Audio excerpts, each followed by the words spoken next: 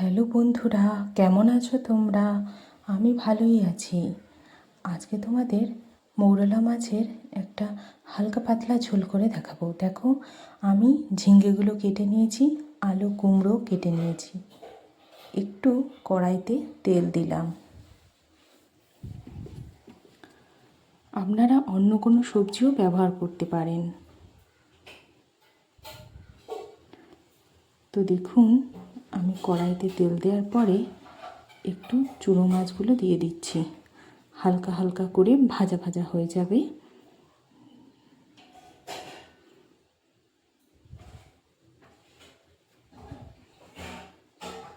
দেখুন, হালকা হালকা করে ভাজা হয়ে গেলে আমি মৌরলা মাছগুলো তুলে নেব।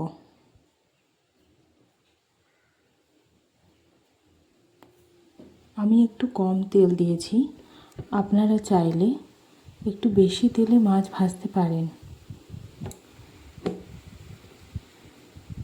কড়াটা কিন্তু ভালোভাবে গরম করতে হবে, না হলে মৌরলা মাছটা ভালো ভাজা যাবে না।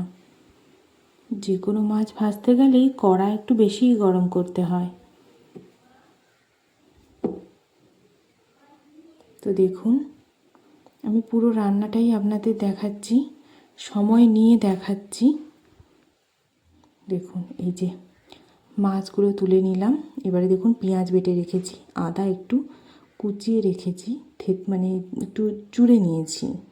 তো আপনারা চাইলে বেটে নিতে পারেন।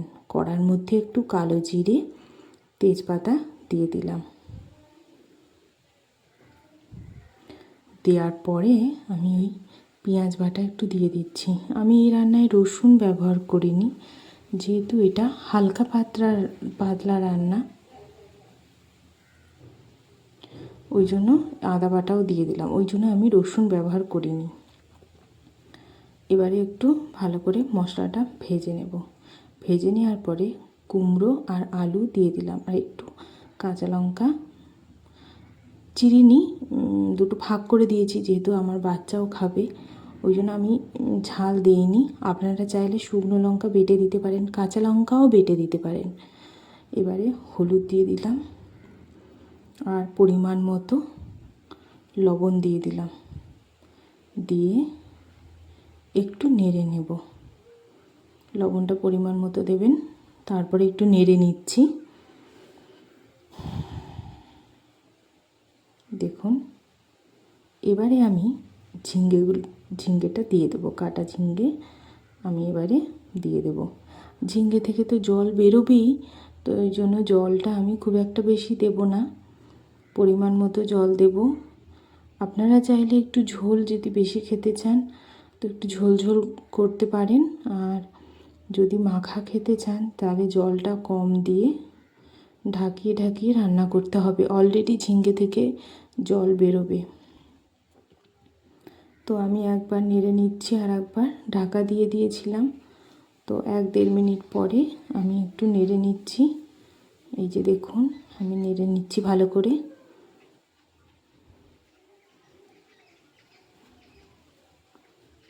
এবারে আমি আবারও একটু ঢাকা দিয়ে দিলাম। ঢাকা দেওয়ার পরে কিছুক্ষণ হোক। আর আমি এই যে দেখুন, আর একটা কড়াইয়ের মধ্যে আমি একটু জিরে নিয়ে নিয়েছি। জিরেটা একটু গরম হচ্ছে, চাটুতে একটু জিরেটা গরম করে নিচ্ছি। আর এই পাশে দেখুন, কড়ার তরকারিটা একটু নাড়তে আছি আমি। এইবারে আমি একটু ধনে গুঁড়ো দিয়ে দিলাম। দেখুন, প্রায় মশলাটা ভাজা হয়ে গেছে, সবজিটাও কষা হয়ে গেছে প্রায়। এবারে আমি এর মধ্যে এই যে দেখুন জল দিয়ে দিচ্ছি। জল দিয়ে দিলাম, আমি খুব একটা বেশি জল দেব না। আপনারা যদি এটা দিয়ে রুটি খেতে চান, রুটি অবশ্য মাছ দিয়ে অনেকেই খেতে চান না, তাহলে একটু ঝোলটা কম খেতে পারেন। এই যে আমি একটু জিরেটা এবার গুঁড়ো করে নিচ্ছি, রুটি বেলনি দিয়ে গুঁড়ো করে নিচ্ছি। এই যে দেখুন, ফুটে গেছে। এবার আমি মাছগুলো দিয়ে দিচ্ছি।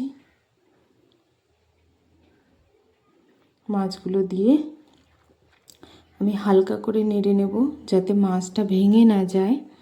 হালকা করে ভেজে নিচ্ছি মাছটা। এই যে দেখুন, হালকা করে মাছটা ভেজে নিলাম। এবারে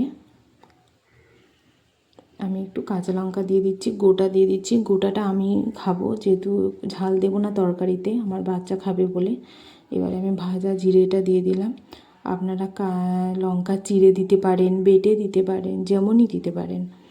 হালকা রান্না যেহেতু, কাঁচা লঙ্কাটা দেওয়া এটাই বেশি ভালো। তো দেখুন আমার রান্না একেবারে রেডি। আপনাদের পছন্দ হলে লাইক, কমেন্ট এবং সাবস্ক্রাইব করতে ভুলবেন না। বাই বাই বন্ধুরা, ভালো থাকবেন।